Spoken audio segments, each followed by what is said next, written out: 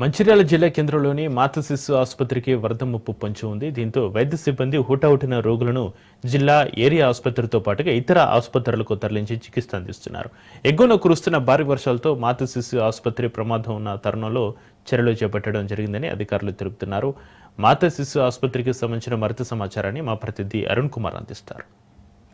ఎగువన కురుస్తున్నటువంటి భారీ వర్షాలతో కూడా శ్రీపద ఎల్లంపల్లి ప్రాజెక్టులోకి కూడా భారీగా వరద నీరు రావడంతో కూడా దాదాపు ఇటు ఏదైతే నిజామాబాద్ జిల్లాకు సంబంధించి ఎస్ఆర్ఎస్పీతో పాటు ప్రాజెక్టుతో పాటు అదేవిధంగా కూడా కడెం ప్రాజెక్టు నుంచి కూడా భారీగా కూడా వరద నీరు పోటెత్తుండడం కూడా ఎల్లంపల్లి ప్రాజెక్టుకు సంబంధించి 62 గేట్లకు గాను 40 గేట్లు ఎత్తి కూడా దాదాపు 8 లక్షల క్యూసెక్కుల నీటిని కూడా దిగువ విడుదల చేస్తున్న నేపథ్యంలో కూడా గోదావరి అయితే ఉప్పొంగుతున్నటువంటి పరిస్థితి. గోదావరి పక్కనే ఉన్నటువంటి మంచిర్యాల మాతా శిశు ఆసుపత్రికి వరదలు వచ్చేటువంటి అవకాశం ఉన్న నేపథ్యంలో కూడా అధికారులు ఇప్పటికే కూడా అన్ని చర్యలు అయితే చేపడతారు. గత 2 సంవత్సరాల నుంచి కూడా ప్రతి సంవత్సరం వర్షం వచ్చినటువంటి తరుణంలో కూడా ఈ పరిస్థితి అయితే చికిత్స పొందుతున్నటువంటి బాధిత రోగులు అయితే ఫేస్ చేస్తున్నటువంటి పరిస్థితి. దీనికి సంబంధించి మన దగ్గర డిఎంహెచ్ఓ గారు నిజంగా ఏంది అసలు పరిస్థితి విషయాలు తెలుసుకునేటువంటి ప్రయత్నం చేద్దాం. చెప్పండి సార్. గతంలో ఎంసీహెచ్లో 22లో జూన్లో వరదలు వచ్చినప్పుడు మనకి గ్రౌండ్ ఫ్లోర్ అంతా కూడా నిండిపోవడం అనేది జరిగింది.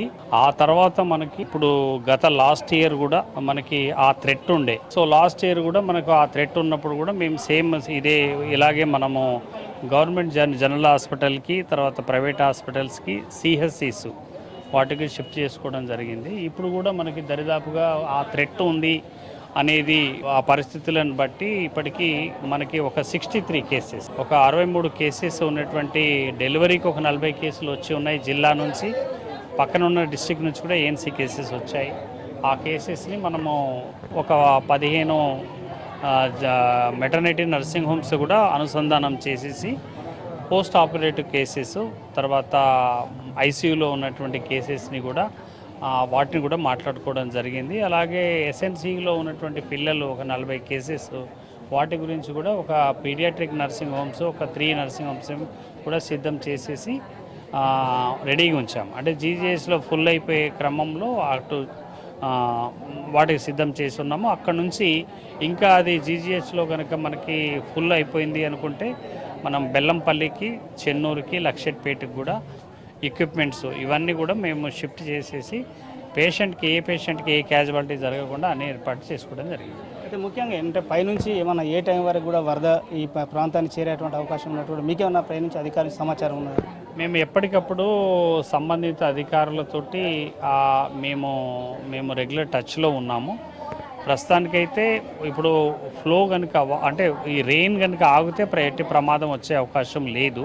కనుక వర్షం కనుక మరలా ఎక్కువైపోతే మటుకు ఇంకా ఫ్లో వచ్చే అవకాశం ఉంది.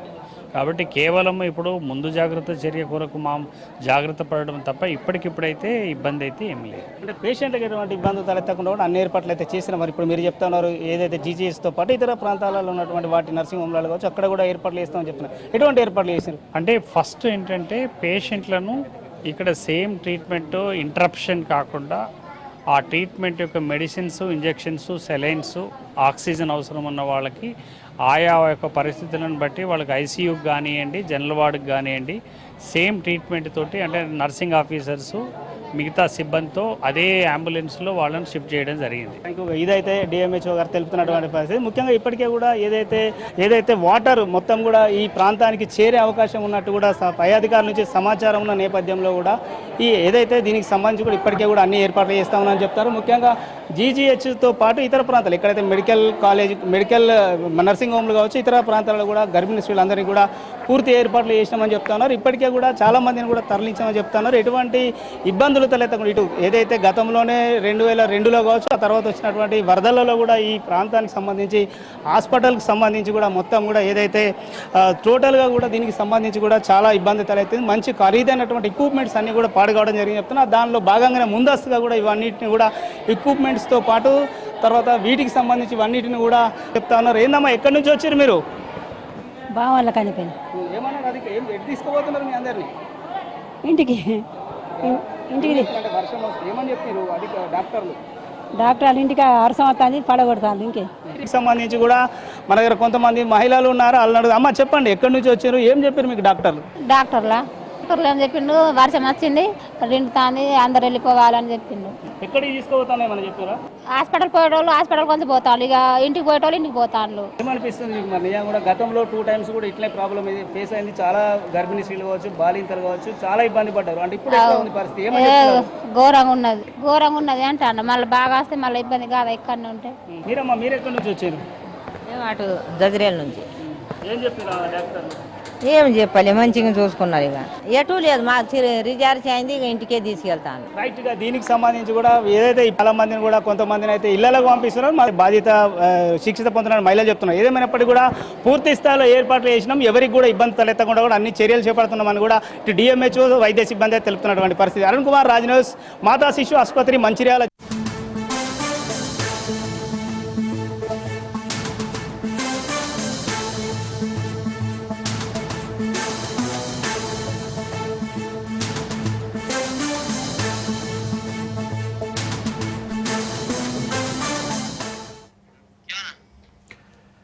బ్రేక్ న్యూస్ చూస్తున్నాం. జయశంకర్ భూపాలపల్లి జిల్లా కాళేశ్వరం వద్ద మళ్లీ గోదావరి ఉగ్రరూపం దాల్చింది. దీంతో అధికారులు మొదటి ప్రమాద హెచ్చరిక జారీ చేశారు. ఎగువన ప్రాజెక్టు గేట్లు ఎత్తి నీటిని దిగువకు విడుదల చేయడంతో గోదావరి, ప్రాణహిత నదులు ఉధృతంగా ప్రవహిస్తున్నాయి. ఇక 12.37 మీటర్ల ఎత్తులో పుష్కర ఘాట్లపై మెట్లపై నుంచి కూడా ఉభయ నదులు ప్రవహిస్తున్నాయి. దీంతో దిగువ మేడిగడ్డ వైపు వరద ప్రవాహం ఉరకలేస్తుంది. కాళేశ్వరం ప్రాజెక్టులోని మేడిగడ్డ లక్ష్మీ బ్యారేజ్కి వరద పోటీ పెరిగింది. దీంతో బ్యారేజ్ మొత్తం 85 గేట్లు ఎత్తి దిగువకు నీటిని విడుదల చేస్తున్నారు. ప్రాజెక్టు ఇన్ఫ్లో అవుట్ఫ్లో 9,71,880 క్యూసెక్లుగా ఉంది.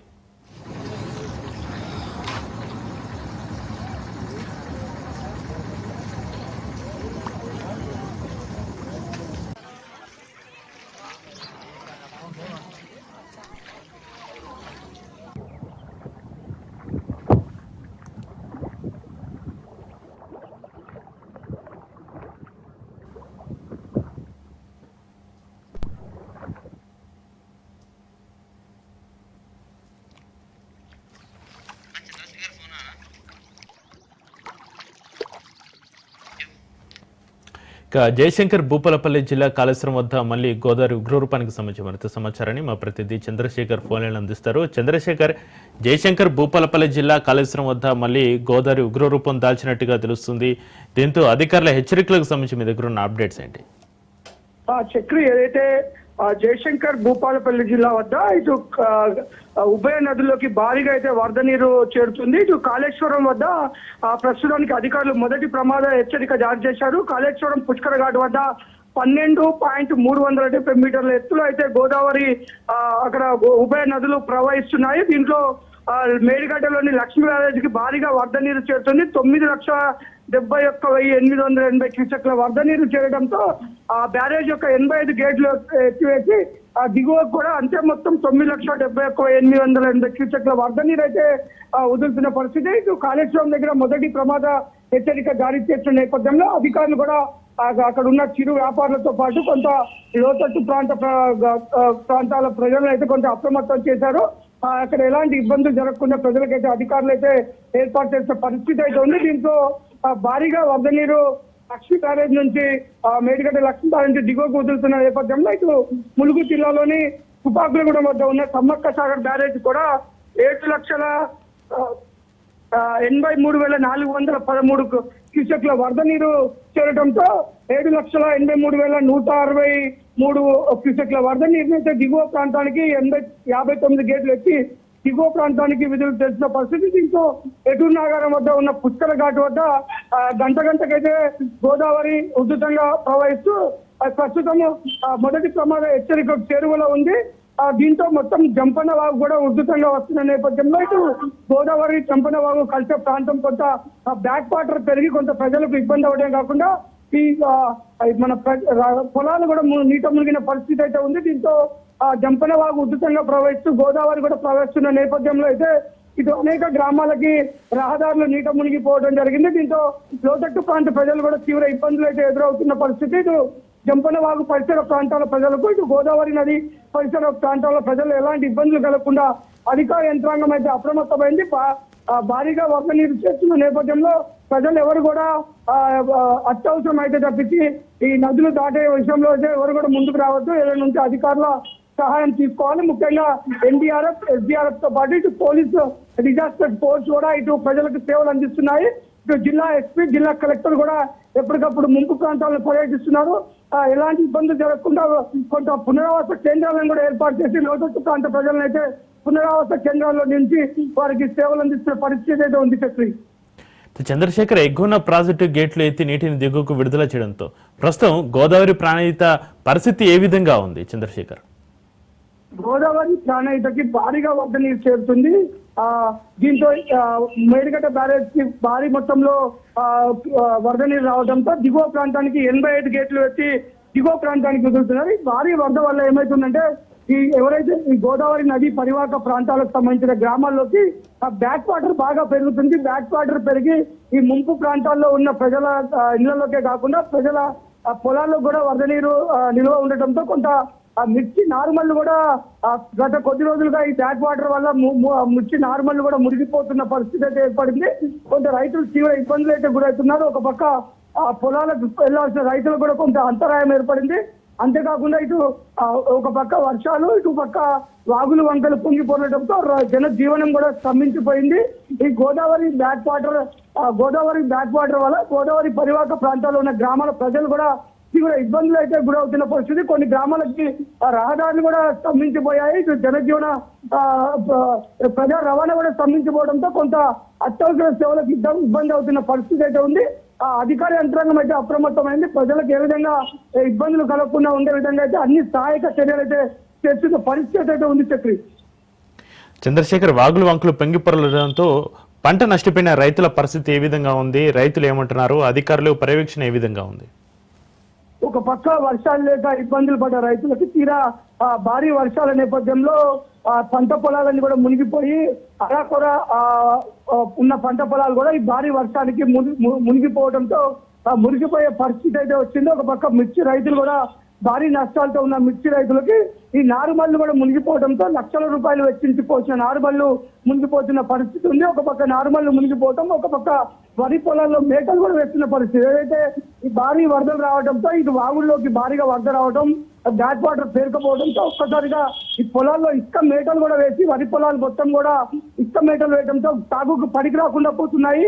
ఇటు పక్క మిర్చి రైతులు వరి మునిగిపోతూ బాధపడుతున్న పరిస్థితి. మళ్ళీ నారుమల్లు వేసుకోవాలన్న కుదరని పరిస్థితి. దానికి తోడు సాగుకు ఉపయోగమైన పొలాలను కూడా ఇసుక మేటలు వేసి సాగుకు పనికి రాకపోవడంతో రైతులు తీవ్ర ఆవేదనకు గురవుతున్న పరిస్థితి. ఒక పక్క రైతులు నష్టాల్లో ఉన్న రైతులకి ఈ వరదలు అయితే కొంత ఇబ్బందికర పరిస్థితి అయితే సృష్టిందని చెప్పవచ్చు.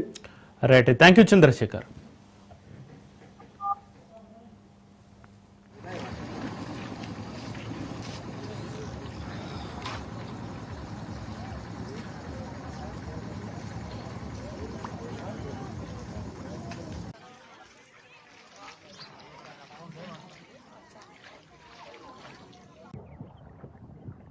తెలంగాణ రాష్ట్ర ప్రభుత్వం కీలక నిర్ణయం తీసుకుంది. రవాణా శాఖ ఆధ్వర్యంలో ఇప్పటి వరకు కొనసాగుతున్న 14 బార్డర్ చెక్ పోస్టులు కామారెడ్డి జిల్లాలోని మరో ఆర్టీఐ చెక్ పోస్టును పూర్తిగా తొలగించింది.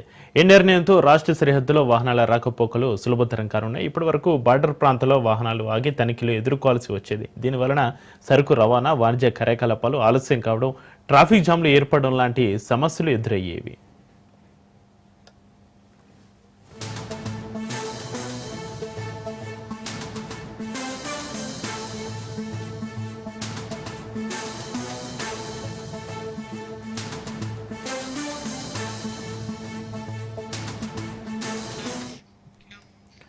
చెక్పోస్టులు తొలగించడం ద్వారా ఈ ఇబ్బందులకు ముగింపు లభించనుంది. భవిష్యత్తులో ఈ టెక్నాలజీ ఆధారంగా వాహనాల తనిఖీలు, పన్నులు వసూలు చేసే విధానాన్ని మరింత బలోపేతం చేయనున్నారు. ప్రత్యేకంగా జీపీఎస్ ఆధారిత మానిటరింగ్, ఆన్లైన్ ట్యాక్సీ చెల్లింపు, ఇక సీసీటీవీ ఆధారిత పర్యవేక్షణ వ్యవస్థలను అమలు చేస్తూ పారదర్శకతను పెంచాలని ప్రభుత్వం లక్ష్యంగా పెట్టుకుంది. ప్రస్తుతం చెక్పోస్టులు తొలగించడం వాహన యజమానులు, వ్యాపార వర్గాలు, ట్రాన్స్పోర్ట్లలో సానుకూలతను తీసుకొస్తుంది. వాణిజ్య రంగానికి ఇది ఒక ఉపశమనంగా మారుతుందని నిపుణులు అభిప్రాయపడుతున్నారు.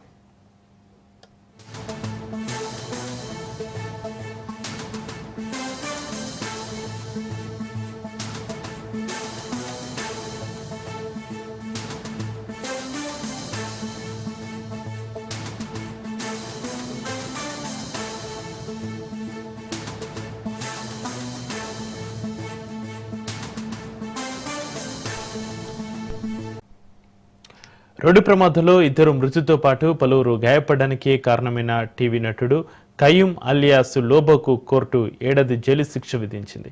ఈ మేరకు ఆయనకు శిక్షను విధిస్తూ గురువారం జనగామ బోర్డు తీర్పును వెల్లడించింది. వివరాల్లోకి వెళ్తే 2018 మే 21న ఒక టీవీ ఛానల్ తరపున వీడియో చిత్రీకరణ కోసం లోబో బృందం 1000 స్తంభాల గుడి, భద్రకాళి చెరువు, రామప్ప టెంపుల్, లక్నవరం తదితర ప్రాంతాల్లో పర్యటించింది. ఈ క్రమంలో వరంగల్ నుంచి హైదరాబాద్కు వస్తున్న సమయంలో రఘునాథపల్లి మండలం నిడుగొండ వద్ద లోబో డ్రైవ్ చేస్తున్న కారు ఎదురుగా వస్తున్న ఆటోను ఢీకొట్టింది. ఈ ప్రమాదంలో ఆటోలోని మొడి కుమార్, పెంబర్తి, మన్నెమలు తీవ్ర గాయాలతో చనిపోయారు. కారు కూడా బోల్తా పడడంతో లోబోతో పాటుగా బృంద సభ్యులకు స్వల్ప గాయాలయ్యాయి. మృతుల కుటుంబ సభ్యుల ఫిర్యాదు మేరకు అప్పట్లో రఘునాథపల్లి పోలీసులు కేసు నమోదు చేశారు. ఇద్దరు మృతికి కారణమైన లోబోకు 7 ఏడాది జైలు శిక్షతో పాటుగా 12,500 రూపాయల జరిమానా విధిస్తూ కోర్టు తీర్పునిచ్చినట్లుగా అధికారులు తెలిపారు.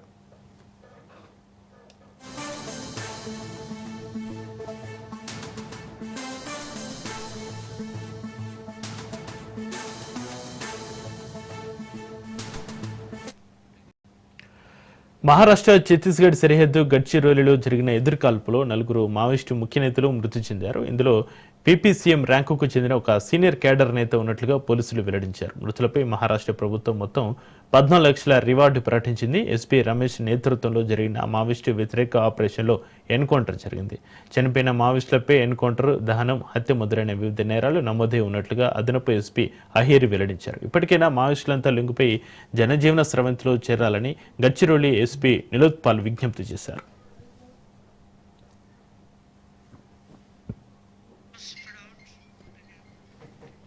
కర్నూలు జిల్లా అలహర్వి టోల్గేట్ వద్ద టీడీపీ నాయకుడు హల్చల్ చేశాడు. టోల్గేట్ సిబ్బందిపై టీడీపీ జిల్లా అధ్యక్షుడు తిక్కారెడ్డి సోదరుడు శ్రీనివాసరెడ్డి రెచ్చిపోయాడు. తన వాహనానికి డబ్బులు ఎలా కట్ చేశారని టోల్ సిబ్బందిపై దాడికి పాల్పడిన టీడీపీ నాయకుడు శ్రీనివాసరెడ్డి దాడి దృశ్యాలు సీసీ ఫుటేజ్లో రికార్డయ్యాయి.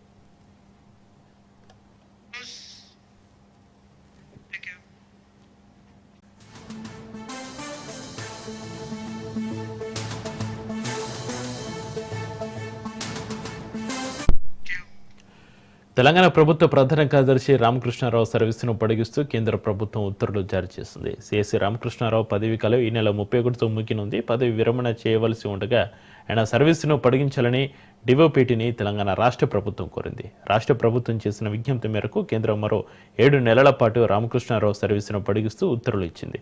దీంతో 2026 మార్చి వరకు రామకృష్ణారావు తెలంగాణ ప్రభుత్వ ప్రధాన కార్యదర్శిగా కొనసాగనున్నారు.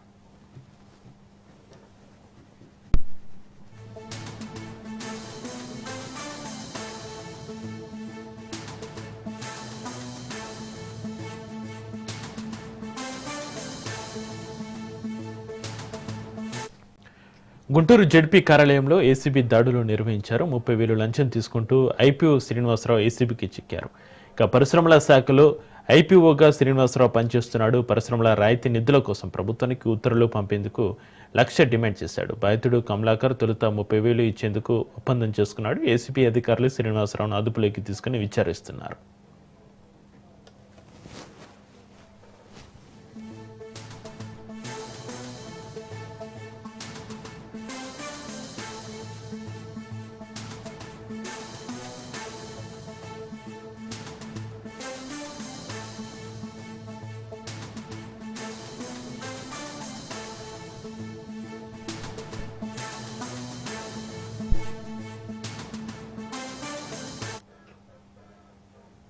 విజయనగరం ఉగ్రకుట్ర కేసులో కీలక నిందితుడు అరెస్ట్ అయ్యాడు. బీహార్కు చెందిన ఆరిఫ్ హుస్సేన్ అలియాస్ అబ్బు తాలిబ్ను ఎన్ఐఏ అరెస్టు చేసింది. దేశం విడిచి పారిపోయేందుకు ప్రయత్నిస్తుండగా ఢిల్లీ ఎయిర్పోర్ట్లో అదుపులోకి తీసుకున్నారు ఎన్ఐఏ అధికారులు. నేడు విశాఖ ఎన్ఐఏ కోర్టులో ఆరిఫ్ హుస్సేన్ హాజరుపరచనున్నారు. వివిధ ప్రాంతాల్లో ఉగ్రదాడులు చేసేందుకు ఆయుధాలను ఆరిఫ్ సమకూర్చుతున్నట్లుగా నిర్ధారించారు. దేశంలో ఉంటూ జిహాదీ కార్యకలాపాలు నిర్వహించేందుకు సిద్ధమయ్యారు ఆరిఫ్. సిరాజ్ సమీర్ అరెస్టుల తర్వాత దేశం విడిచి వెళ్లేందుకు ప్రయత్నిస్తుండగా అరెస్టు చేశారు ఎన్ఐఏ అధికారులు. ఉగ్రవాదులు సిరాజ్ సమీరులతో కలిసి పనిచేశాడు ఆరిఫ్.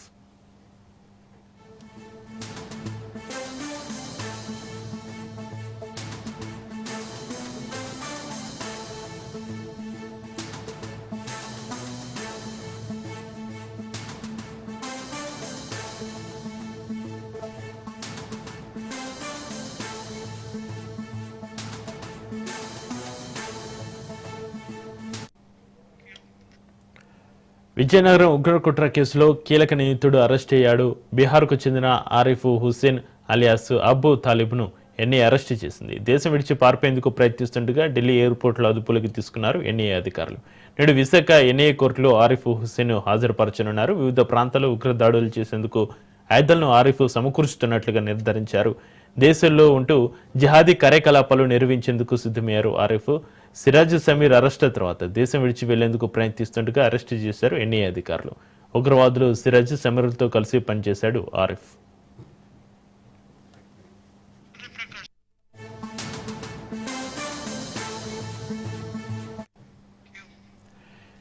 విజయనగరం కుట్ర కేసులో కీలక నిందితుడు అరెస్టుకు సంబంధించి మరింత సమాచారాన్ని మా ప్రతినిధి సూర్యప్రకాష్ ఫోన్లలో అందిస్తారు.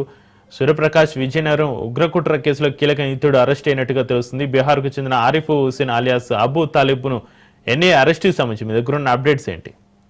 సూర్య. Good morning. నేడు విశాఖపట్నం ఎన్ఐఏ కోర్టులో అయితే ఆరిఫ్ హుస్సేన్ అయితే హాజరుపరుస్తున్నారు. ఎన్ఐఏ అయితే హాజరుపరచడం జరుగుతుంది.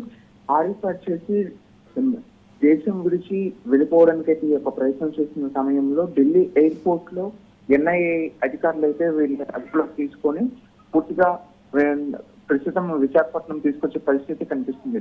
బీహార్ కు చెందిన ఆరిఫ్ హుస్సేన్ అలియాస్ అబూ తలీబ్ ను అయితే నిన్న సాయంత్రం అయితే ఢిల్లీ ఎయిర్పోర్ట్ లో అయితే అరెస్ట్ చేసిన పరిస్థితి కనిపిస్తుంది. పూర్తిగా సిరాజ్ సమీర్ అరెస్టుల తర్వాత దేశం విడిచి పూర్తిగా ఇక్కడ నుండి వెళ్ళిపోవడానికి ఈ ప్రయత్నం చేస్తున్న ఈ యొక్క ఆరిఫ్ ను అయితే అరెస్ట్ చేయడంతో దాదాపు దీనికి సంబంధించి ఈ ఉగ్ర దాడులు చేయడానికి అయితే సిరాజ్ సమీర్ తో పాటు ఆరిఫ్ కూడా కలిసి పనిచేయడంతో అయితే వీళ్ళంతా కూడా ఒక ఉగ్రదాడులు ప్రధానంగా భారతదేశంలో పర్యాటక ప్రాంతాలు కావచ్చు, అలానే ఏవైతే ఆర్థికంగా ఎదుగుతున్నా బలపడుతున్న ప్రదేశాలు ఏవైతే ఉన్నాయో అక్కడ వీళ్ళు ఉగ్రదాడి చేయడానికి అయితే రూపకల్పన చేసేందుకైతే గతంలో అయితే ప్రయత్నం చేసిన పరిస్థితి ఉంది. కానీ దాన్ని అంతటినీ కూడా గతంలో మే నెలలో అయితే ఎక్కడైతే విజయనగరంలో ఒక ఇద్దరు సమీర్ సిరాజ్లు ఇద్దరు కలిసి ఈ యొక్క లిక్విడ్స్ తో వాళ్ళైతే పట్టుబడడంతో వాళ్ళని అప్పుడు విజయనగరం పోలీసులతో పాటు అలానే తెలంగాణ పోలీసులకు కూడా వీటిపైన దర్యాప్తు చేయడం, ఆ వెంటనే వాళ్ళని అరెస్ట్ చేయడం, పూర్తిగా అయితే ఇదంతా కూడా ఎన్ఐఏకి చెందుతుందని చెప్పేసి ఈ యొక్క కేసును అయితే ఎన్ఐఏకు బదిలీ చేయడం జరిగింది. ఎన్ఐఏ అయితే దీని మీద పూర్తిగా విచారణ జరిపి వాళ్ళ యొక్క అకౌంట్స్ ను కూడా సీజ్ చేసిన పరిస్థితి ఉంది. వాళ్ళంతా కూడా పూర్తిగా ఒక ఇన్స్టాగ్రామ్ లో ఒక గ్రూప్ క్రియేట్ చేసుకొని ఆ గ్రూప్ లో దాదాపు 19 మంది సభ్యులతో వీళ్ళంతా కూడా ఒక గ్రూప్ ని అయితే మెయింటైన్ చేయడం జరిగింది. వాళ్ళకి కోడ్ భాషలో దీనిపైన అయితే మాట్లాడుకోవడం, అసలు ఎక్కడి నుండి వీళ్ళకి ఈ యొక్క ఫండింగ్ అనేది అంతా కూడా సౌదీ, ఒమాన్ దేశాల నుండి అయితే వీళ్ళకి ఫండింగ్ కూడా రావడం జరిగింది. ఆ యొక్క ఫండింగ్ ఎందుకు వచ్చింది ఏంటని విచారణ చేయడం, సమీర్ సిరాజ్ వీళ్ళిద్దరి నుండి పూర్తిగా అయితే సమాచారాన్ని తెలుసుకొని ఈ అబూ తలీబ్ అలియాస్ హుస్సేన్ ఎవరైతే ఉన్నారో హుస్సేన్ అయితే నిన్న ఆరిఫ్ హుస్సేన్ ని కూడా ఈ సమాచారం పక్కా సమాచారం వాళ్ళకు ఉండడంతో ఢిల్లీ ఎయిర్పోర్ట్ లో వాళ్ళపైన గస్తీ కాసి నిన్న అదుపులో తీసుకున్న పరిస్థితి ఉంది. నిన్న సాయంత్రం అదుపులో తీసుకొని ఈ రోజు మార్నింగ్ అయ్యేసరికి ఇప్పటికే విశాఖ ఎన్ఐఏ కోర్టులో ఈ రోజు 11 గంటలకి హాజరుపరచడానికి అయితే తీసుకురావడం జరుగుతుంది. దానికి సంబంధించి విశాఖ ఎన్ఐఏ కోర్టుకి ఆరిఫ్ను తీసుకురావడానికి కట్టుదిట్టమైన భద్రతను అయితే ఏర్పాటు చేసి అసలు వీళ్ళు ఎన్ఐఏ కస్టడీ కూడా తీసుకోవడానికి అయితే ఎన్ఐఏ వాళ్ళైతే ఈ రోజు అడిగే అవకాశం కూడా ఉంటుంది. కస్టడీకి తీసుకొని మరింత కూపీలాగా అసలు ఏం జరిగింది, ఏం చేయడానికి అయితే భారతదేశంలో ఎటువంటి కుట్రకి వీళ్ళంతా కోణం పొందారనే విషయాన్ని కూడా తెలుసుకునే పరిస్థితి ఉంది. అలానే ఇప్పటికే ఉగ్రదాడుల కోసం అని చెప్పేసి చాలా చోట్ల ఈ మొత్తం ఏవైతే అణ్వాయుధాలు కావచ్చు, అలానే ఈ వెపన్స్ ను కూడా ఇప్పటికే చాలా చోట్ల అయితే సిద్ధం చేసిన పరిస్థితి కూడా ఆరిఫ్ అయితే సిద్ధం చేసిన పరిస్థితి ఉంది. కానీ దేశంలో ఉంటూనే జిహాదీ కార్యకలాపాలు నిర్వహించడానికి అయితే ఆరిఫ్ సిద్ధం కావడం, ఆరిఫ్ తో పాటు మరెంతో మందిని కూడా తయారు చేసి వాళ్ళని కూడా దేశం పైన అయితే జిహాదీ పైన ప్రేమను పెంచి దేశం పైన ఉగ్రదాడులు చేయడానికి అయితే ప్రేరేపించే విధంగా అయితే ఆరిఫ్ అయితే చాలా చోట్ల అయితే ఈ యొక్క ప్రయత్నం చేస్తున్నారు. ముఖ్యంగా బీహార్ చెందిన ఆరిఫ్ కుటుంబ నేపథ్యంలో అయితే తన యొక్క పేరెంట్స్ నుండి చాలా కింద స్థాయి నుండి ఉండడంతో అయితే వాళ్ళంతా కూడా పేదవారు అయి ఉండడంతో వాళ్ళని ఈ జిహాదీ మంచి చేస్తుందని ఉద్దేశాన్ని తీసుకొచ్చి వాళ్ళనైతే ఈ ఉగ్ర కుట్ర కోణం చేసే విధంగా వాళ్ళని ప్రేరేపించిన యువతలో ఎవరైతే పూర్తి స్థాయిలో పక్కగా పేద బడుగు బలహీన వర్గాల్లో ఎవరైతే ఉంటారో వాళ్ళందరినీ కూడా ఉగ్రదారులకి ఇలా వినియోగించుకునే విధంగా అయితే ఈ ఉగ్రవాదులు కావచ్చు, తాలిబాన్లు కావచ్చు, ఈ విధంగా తీసుకెళ్లే ప్రయత్నం అయితే చేస్తున్నారు. మరీ ముఖ్యంగా సేరేజ్ వాళ్ళ పేరెంట్స్ కూడా ఒక ఏఎస్ఐగా పనిచేస్తున్న సేరేజ్ పూర్తిగా అయితే దేశానికి దాడి చేయడానికి కూడా కుట్ర పనే కోణంలో ఉండడం అయితే ఇదంతా కూడా ఒక ఎత్తుగా చూడొచ్చు. ముఖ్యంగా ఉగ్ర కుట్రతో అయితే విజయనగరంలో ఉగ్ర కుట్ర కోణం బయటకు రావడంతో దేశం మొత్తం కూడా అలర్ట్ అయిన పరిస్థితి కనిపిస్తుంది. చక్రి సూర్య, బీహార్కు చెందిన ఆరిఫ్ హుస్సేన్ ముఖ్యంగా ఉగ్ర కుట్ర కోసం విజయనగరంలో ఎప్పటి నుంచి ఉంటున్నాడు? ఆరిఫ్ దగ్గర ఏమైనా వెపన్స్ ను స్వాధీనం చేసుకున్నారా ఎన్ఐఏ అధికారులు? ఆరిఫ్ అనే వ్యక్తి అయితే విజయనగరంకు సంబంధించిన వ్యక్తి కాదు. ఇదంతా కూడా సేరేజ్ ఎక్కడైతే ఉన్నారు, సేరేజ్ అనే వ్యక్తి మాత్రమే విజయనగరంలో ఉంటూ సేజర్ కి తోడుగా అయితే సమీర్ కూడా ఆ రోజు మాత్రం రావడం జరిగింది. బీహార్ తో పాటు అతను ముంబైలో హారిఫ్ హుస్సేన్ అనేది ఆపరేషన్స్ రన్ చేయడం, వీళ్ళంతా కూడా ఇన్స్టాగ్రామ్ గ్రూప్ లో అయితే ఒక గ్రూప్ లో వీళ్ళంతా కమ్యూనికేట్ చేసుకొని ఏం చేయాలి ఏంటి అనే విషయాన్ని కూడాను ఈ దాడులు ముందుకు ఎలా తీసుకెళ్లాలని అయితే ఒమాన్ దేశంలో ఎవరైతే ఉన్నారో వాళ్ళు ఇచ్చే సందేశాలను వాళ్ళ ఆప్షన్స్ ని వాళ్ళు ఇచ్చే ఇన్స్ట్రక్షన్స్ ని ఫాలో అవుతూ ముందుకెళ్లే పరిస్థితి ఉంటుంది. కానీ ఈ వెపన్స్ కానీ ఇవన్నీ కూడాను సేకరించడంలో ఆరిఫ్ హుస్సేన్ అనేది అయితే ముందుకు తీసుకెళ్లే పరిస్థితి అంతా కూడా సమకూర్చే పరిస్థితి తీసుకొస్తున్న పరిస్థితి కనిపిస్తుంది. Chakri right, thank you Suryaprakash.